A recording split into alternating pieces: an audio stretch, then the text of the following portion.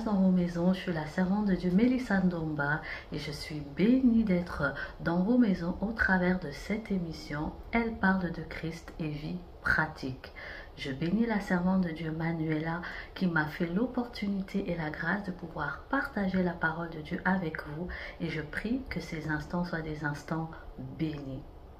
Alors, sans plus tarder, avant de commencer notre moment de méditation de la parole de Dieu, j'aimerais que nous puissions prier. Car oui, en effet, qui d'autre que celui ou l'Esprit qui a inspiré la parole de Dieu peut nous guider dans notre temps de méditation de la parole de Dieu?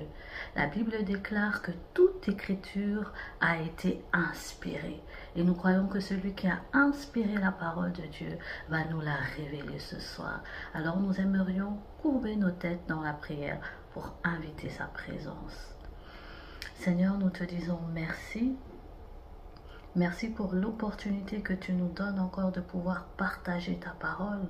Merci Seigneur car ta parole nous guérit, ta parole nous relève, ta parole nous fait du bien. Nous prions Saint-Esprit de Dieu que tu sois au contrôle de ces instants. Seigneur, viens nous révéler, Saint-Esprit, viens nous révéler quelle est la pensée de Dieu derrière ces écritures que nous allons partager. Non pas notre propre connaissance, mais Seigneur, nous voulons que tu puisses nous enseigner selon ta sagesse, selon ta bonté. Seigneur, selon les plans merveilleux que tu as pour chacune d'entre nous. Prends le contrôle de ces instants, que nos cœurs soient disposés à recevoir ce que tu vas nous donner. Parle à un cœur, dépose une semence dans un cœur, une semence qui portera du fruit et du fruit digne de la repentance. Nos esprits, nos âmes, Seigneur, nos cœurs sont disposés à recevoir ce que tu vas nous donner. Et c'est au nom de Jésus que nous avons ainsi prié et nous disons Amen. Amen. Nous commençons donc notre temps de méditation de la parole de Dieu en lisant dans le livre de Genèse, chapitre 12, à partir du verset 1. Je lis la parole de Dieu dans la version Louis II. La Bible déclare ceci: L'Éternel dit à Abraham, va-t'en de ton pays, de ta patrie et de la maison de ton père, dans le pays que je te montrerai. Je ferai de toi une grande nation, et je bénirai, et je te bénirai. Je rendrai ton nom grand, et tu seras une source de bénédiction. Alléluia. Nous avons donc ici l'histoire de notre père, notre patriarche Abraham, qui est choisi par Dieu.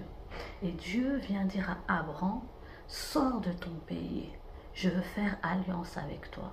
Je veux marcher avec toi. Abraham obéit à la voix de Dieu et sort de son pays.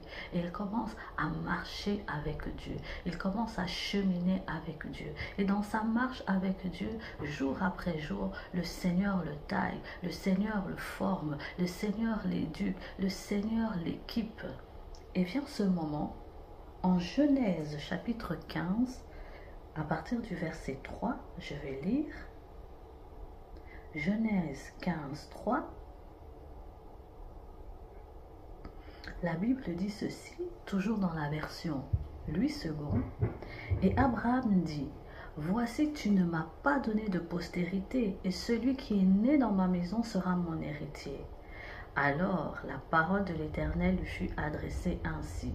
Ce n'est pas lui qui sera ton héritier, mais c'est celui qui sortira de tes entrailles qui sera ton héritier. Dieu lui fait donc la promesse que naîtra de ses entrailles un fils.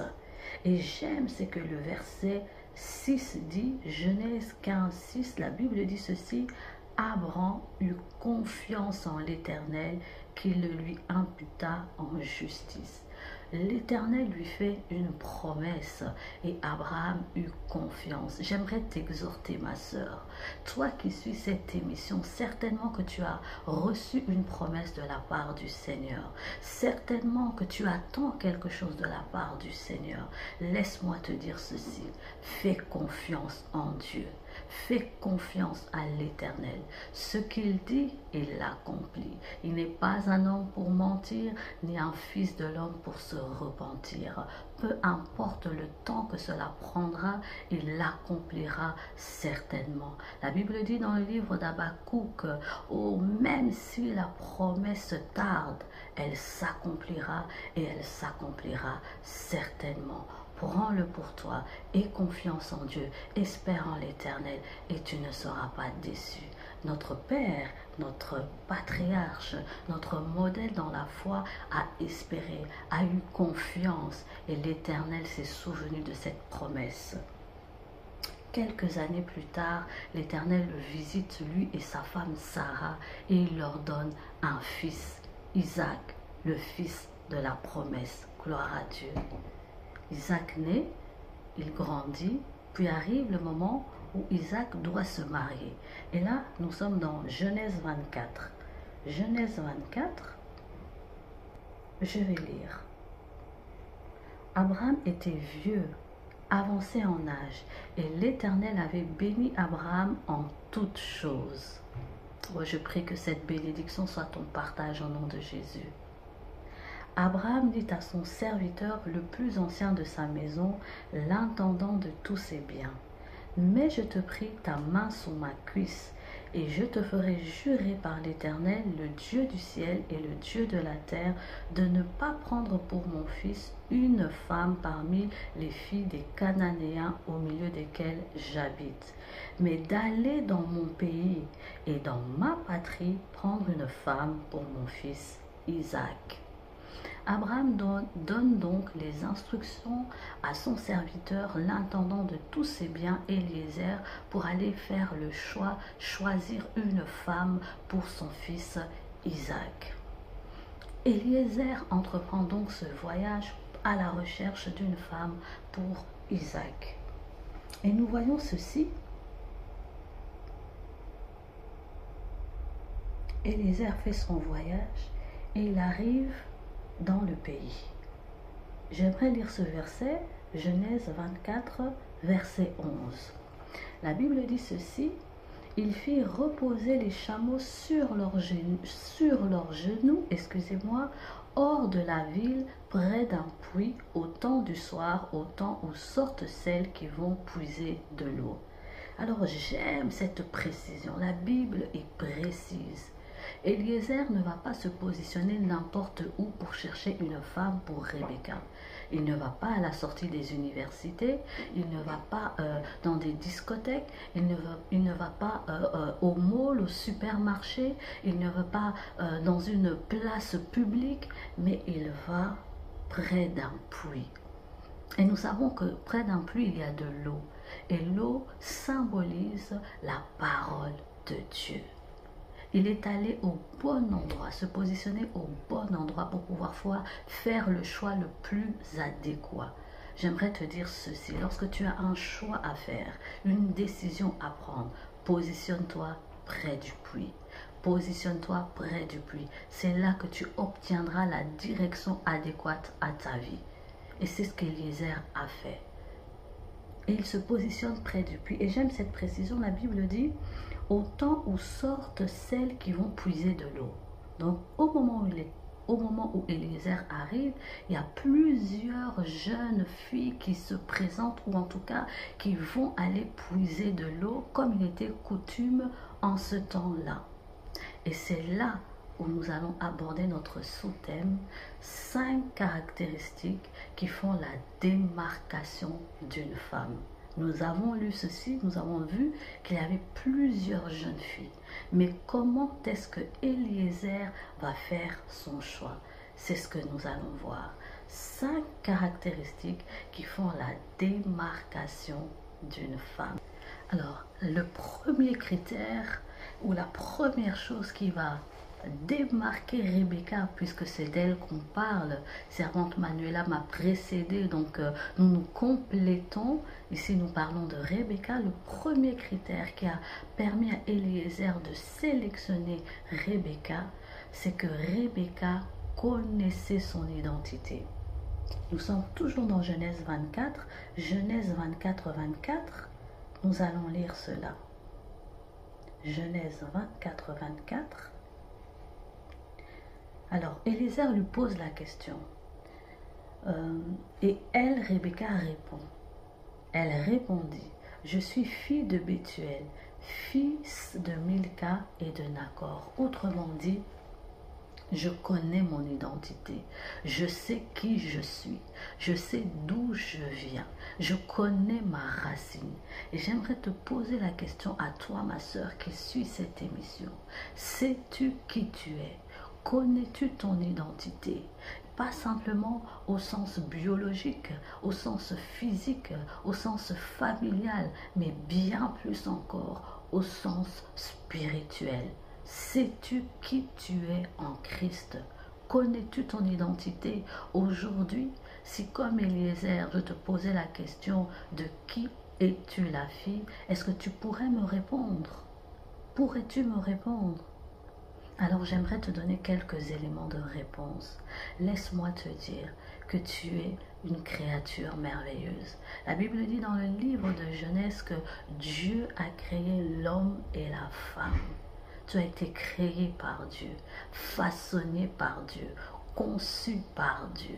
Le Seigneur a pris son temps pour te façonner tel que tu es, avec tes dons, avec tes talents, avec ta taille, avec tes yeux, avec ta bouche. Et laisse-moi te dire que tu n'es pas n'importe quelle créature. La Bible dit dans le psaume 139, « Je te loue, ô Dieu, que je suis une créature si merveilleuse. » Laisse-moi te le dire, ma sœur, tu es une créature merveilleuse. Tu reflètes la gloire de Dieu. Tout ce que tu as est bon et parfait parce que cela vient de l'Éternel. Ton teint, ta taille, tes yeux, ta bouche, tes mains, tes cheveux. Tu es une créature merveilleuse. Et si personne te l'a dit, si personne te l'a révélé, laisse-moi te le dire. Tu es une créature merveilleuse. Et je prie que tu arrives à te voir au travers des yeux de la parole de Dieu. Que tu arrives à te voir tel que Dieu lui-même, ton Créateur, te voit. Mais j'aime la parole de Dieu parce que tu n'es pas seulement une créature, pas seulement même une créature merveilleuse, mais la Bible dit ceci dans le livre de Jean. Je vais lire, comme nous sommes dans une émission de méditation de la parole de Dieu, je prends le temps de lire ces passages. Et j'espère que toi aussi qui suis cette émission, tu fais de même. Tu es là avec ta Bible, tes notes, et tu prends le temps de lire et de méditer sur ces passages que nous partageons. La Bible dit dans le livre de Jean 1 au verset 12, « Mais à tous ceux qui l'ont reçu, à ceux qui croient en son nom, elle a donné le pouvoir de devenir enfants de Dieu. » Non seulement tu es une créature, mais tu es aussi enfant de Dieu. Le Seigneur, l'Éternel, t'a tellement aimé. La Bible dit dans le livre de Jean 3,16 qu'il a donné son Fils afin que quiconque croit en lui ne périsse pas, mais qu'il ait la vie éternelle. C'est ton partage. Si tu crois que Jésus est le Fils de Dieu, qu'il est mort et qu'il est ressuscité et qu'il reviendra te chercher, tu es enfant de Dieu. Pas seulement une créature, mais enfant de Dieu. Et dans son amour, l'Éternel ne s'est pas non plus arrêté seulement là. J'aimerais qu'on lise aussi ce passage dans Romains 8. Romains 8, 17, tu dois connaître ces versets parce que ce sont ces versets qui te révèlent quelle est ton identité. Si comme Eliezer, on venait te poser la question de ton identité, tu peux donner Psaume 139, tu peux donner Jean 1, 12 et tu peux donner aussi Romains 8, 17. Je vais lire au nom de Jésus. Romains 8, 17. La Bible dit ceci, « Or, si nous sommes enfants, nous sommes aussi héritiers. Héritiers de Dieu et co-héritiers de Christ. » Tu es une créature merveilleuse. Tu es enfant de Dieu et tu es co-héritière de Christ. Je prie que cette vérité sur ton identité s'imprime dans ton cœur et que lorsque on viendra te poser la question de qui es-tu la fille, tu sauras répondre. Amen. Donc nous voyons, première caractéristique de Rebecca, elle connaissait son identité. Deuxième caractéristique de Rebecca qui l'a distinguée des autres jeunes femmes qui venaient aussi pour chercher de l'eau, elle était polie, elle était serviable, elle était attentive aux besoins des autres. Il y avait bien d'autres jeunes filles qui étaient là, mais c'est elle qui a vu que tiens, il y a un voyageur qui vient de loin, peut-être qu'il a besoin de l'eau, peut-être qu'il a soif, il a besoin d'eau, il a fait un long voyage. Et lorsque Eliezer lui adresse la parole, oh, elle répond poliment. Elle répond poliment, jeune sœur, laisse-moi te dire que l'insolence, l'impolitesse, des réponses pleines de colère te disqualifient pour être sélectionnée et pour te démarquer des autres jeunes filles de ta génération. On lui a posé une question, elle a répondu poliment, elle a été serviable, elle a été attentionnée. Autrement dit, elle a manifesté le caractère de Christ, elle a manifesté les fruits de l'esprit dont parle Galates 5 à partir du verset 22.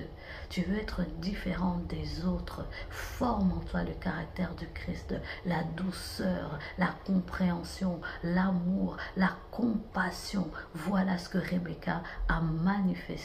Et je prie que toi qui me suis, tu puisses aussi commencer à travailler ton caractère. Demander à Dieu de te délivrer de ce caractère qui t'empêche parfois d'être en relation, pas spécialement en relation amoureuse, mais même en relation amicale, relation avec des collègues. Ce caractère, cette façon de parler qui brise tes relations, je prie que tu en sois délivré et que comme Rebecca, tu sois une femme d'un caractère doux, d'un caractère paisible, d'un caractère attentionné qui manifeste l'amour. C'est ce qui a distingué Rebecca. Elle connaissait son identité, elle avait le caractère de Christ. Troisième caractéristique qui a distingué Rebecca des autres filles qui sortaient aussi pour puiser de l'eau, c'est qu'elle était travailleuse. Travailleuse. Savez-vous combien de litres d'eau peut boire un chameau? Alors je me suis renseignée et un chameau peut boire plus de 200 litres en moins de 3 minutes. Rebecca avait une cruche, il y avait au moins 10 chameaux. Je ne sais pas quelle était la taille ou le contenant de sa cruche, mais imaginez-vous, faites un petit calcul. Sa cruche, avec sa petite cruche ou même sa cruche de taille moyenne, elle a dû nourrir ou abreuver plus d'une dizaine de chameaux. Elle ne s'est pas fatiguée, remplissant sa cruche, cruche après cruche. Caractéristique, elle était une femme déterminée. Ah oui, elle était déterminée. Voyez dans le livre toujours de Genèse 24, qui est notre passage de base, je vous encourage vraiment à prendre le temps de lire tout le chapitre en entier pour avoir tous les éléments par rapport à ce que je suis en train de dire ici. Nous voyons qu'une fois que Eliezer a rencontré Rebecca lui a donné de l'eau, à ses chameaux. Rebecca l'a emmené dans sa famille et lui explique les circonstances dans lesquelles elle a rencontré Eliezer. Et la famille voulait la garder encore quelques jours. Et Eliezer dit non, je voudrais rentrer avec elle, je veux rentrer avec elle. Et dans cette discussion entre Eliezer et la famille de Rebecca, il décide d'appeler Rebecca et de lui demander son avis. Et là, Rebecca se présente et on lui dit, je voudrais quand même le lire, on lui pose la question, est-ce que tu veux y aller avec Eliezer? Je vous rappelle qu'elle ne l'avait jamais vu, c'était la première fois qu'elle le rencontrait. Et elle allait aussi vers l'inconnu. Genèse 24, on lui pose donc la question. Genèse 24, 58, la Bible dit ceci, ils appelèrent donc Rebecca et lui dirent, veux-tu aller avec cet homme? Elle répondit, j'irai. Elle répondit, j'irai. Elle était déterminée. Rebecca savait exactement ce qu'elle voulait. Elle connaissait exactement sa destinée. Elle savait où elle voulait aller. Elle avait une vision claire pour sa propre vie. Et c'est ce qui l'a démarquée des autres jeunes filles qui venaient aussi puiser de l'eau. Et c'est ce qui a permis qu'Eliezer porte son choix sur elle. Elle était déterminée. Elle savait ce qu'elle voulait. Jeune sœur, maman, jeune femme, on te pose la question. Tu vas habiter en Belgique ou au Canada? Tu ne sais pas. Tu veux travailler dans quel secteur? Médical ou tu préfères plutôt dans l'administration? Tu ne sais pas. On te propose telle ou telle chose, tu ne sais pas, tu n'as pas d'avis, tu te laisses porter au gré du vent, tu n'as pas de vision pour ta propre vie, tu ne sais pas où tu veux aller, tu es ballotté d'un pas comme un autre. Il y a un projet, un business qui s'ouvre par exemple pour la vente de chaussures, tu t'y lances sans même avoir une vision claire de ce que tu veux pour ta vie, de ce que tu espères pour ta vie, de là où tu veux aller. Tu n'as pas de vision à court terme, tu n'as pas de vision à long terme. Comment veux-tu avancer? Comment veux-tu avancer? Tu dois avoir une vision claire de ce que tu veux pour ta vie. Rebecca savait ce qu'elle voulait. Elle avait une vision claire pour sa vie et elle était déterminée à mettre tout en œuvre pour que cette vision qu'elle avait de sa vie puisse s'accomplir. Et laisse-moi te dire ceci, si tu n'as pas de projet pour ta vie, l'Éternel en a pour ta vie. La Bible dit dans le livre de Jérémie 29, car j'ai formé sur vous des projets de paix et de bonheur. Voilà la destinée que l'Éternel a formée sur ta vie, des projets de paix et de bonheur. Et je prie que tu puisses les vivre, je prie que tu puisses les expérimenter au nom de Jésus, au nom de Jésus. Alléluia. Et la cinquième et dernière caractéristique de Rebecca, c'est que c'était une femme qui avait une sensibilité spirituelle. Oui. Eliezer arrive au puits, il se positionne là, et il fait cette prière à Dieu. La jeune fille à laquelle je demanderai de l'eau à boire, qui me donnera de l'eau à moi et à mes chameaux, c'est celle-là que tu auras choisie pour le fils de mon serviteur, pour Isaac. Rebecca n'était pas là quand Eliezer a fait cette prière à Dieu. Mais quand elle arrive, elle donne de l'eau à Eliezer ainsi qu'à tous les chameaux. Comment est-ce qu'elle savait? Comment est-ce qu'elle a connu? Comment est-ce qu'elle a su? Qui lui a insufflé la prière d'Eliezer? Elle avait une connexion spirituelle, une intimité avec le Saint-Esprit, une sensibilité spirituelle. Elle savait que cette demande n'est pas une demande qui est commune. La sensibilité spirituelle, je la définis comme la faculté de pouvoir voir au travers les circonstances ou les occasions de la vie, les opportunités que Dieu place devant nous. Oui, elle a dépassé les yeux physiques. Peut-être qu'il était sale, il avait fait une longue route, il était certainement poussiéreux, il sentait peut-être mauvais. Mais elle est passée au-dessus. Elle a activé les yeux spirituels et elle a vu que derrière, c'était l'opportunité que Dieu lui donne d'aller vers sa destinée. Je prie que comme Rebecca, tu sois une femme qui soit spirituelle. Ne te limite pas à ce que tes yeux physiques peuvent voir. Va au-delà, va au-delà. Cultive ton intimité avec le Saint-Esprit. C'est ce qui va te démarquer des autres femmes. Oui, Rebecca connaissait son identité. Rebecca manifestait le caractère de Christ. Rebecca était une femme travailleuse, elle servait le Seigneur. Rebecca était déterminée, elle savait, elle connaissait sa destinée. Et Rebecca était une femme spirituelle. Elle avait la sensibilité spirituelle, cette sensibilité qui se construit, qui se maintient, qui se manifeste par la vie de prière, par la méditation de la parole de Dieu, par l'écoute du Saint-Esprit. Et elle a su détecter cette opportunité qui était devant elle. Je prie que tu sois Rebecca. Je prie que je sois Rebecca. Je prie que Dieu puisse créer en nous toutes ces caractéristiques, que le Saint-Esprit puisse les forger en nous, que nous soyons des Rebecca du temps moderne et que nous puissions nous distinguer dans cette génération. Alors je voudrais clôturer en disant ceci. Rebecca, c'est toi. Rebecca, c'est moi. Pourquoi? Parce que Rebecca, c'est l'image.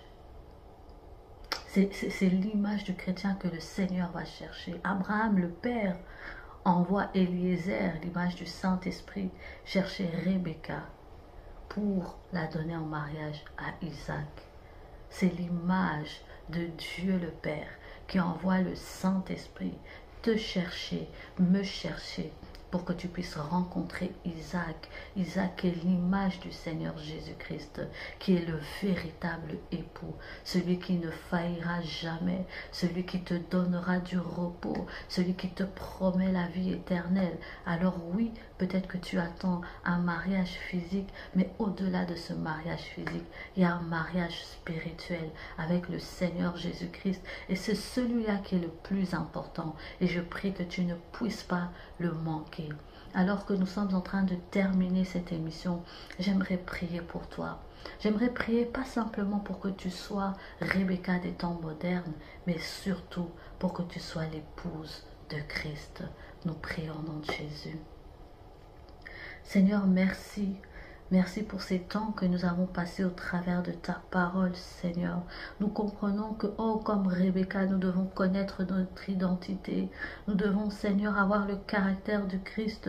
Nous devons te servir. Nous devons être déterminés. Nous devons avoir la sensibilité spirituelle afin de nous démarquer dans cette génération. Mais nous comprenons aussi qu'au-delà de ce mariage physique que nous attendons peut-être ou dans lequel nous sommes déjà, il y a un mariage spirituel et c'est celui-là auquel nous aspirons. Je prie, Seigneur, qu'aucune d'entre nous ne puisse manquer ce grand rendez-vous. Et s'il y a des personnes qui suivent cette émission, qui n'ont pas encore reçu Christ dans leur cœur comme Seigneur et Sauveur, je prie que tu parles à leur cœur. Je prie, oh Dieu, que tu puisses les conduire vers des personnes qui pourront les guider vers toi. Seigneur, que cette semence ne soit pas tombée sur une terre fertile, mais qu'elle porte du fruit dans le nom de Jésus. Répète simplement ces quelques mots après moi. Seigneur Jésus, je crois que tu m'aimes.